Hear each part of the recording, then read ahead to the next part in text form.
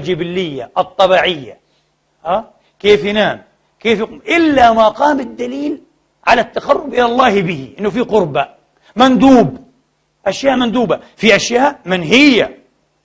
يعني النبي يلبس، هذا بالفطرة، كل البشر يلبسون، حتى الشعوب البدائية يسترون عوراتهم، ولهم ألوان في الأزياء واللباس. النبي يلبس، هذا في حكم العادة، تبعث عليه الجبلة الفطرة، التستر والتزين أيضا. يا بني آدم قد أنزلنا عليكم لباسا يواري سوآتكم، هذا فطري غرزي، سبحان الله، الفطرة تبعث عليه.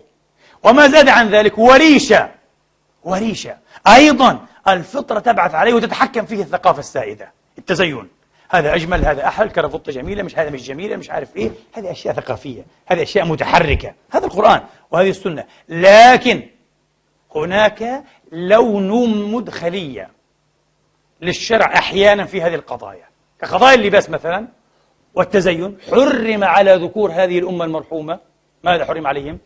لباس الحرير والذهب ممنوع، حرامان على ذكور أمتي، حلالان مباحان لإناث هذه الأمة.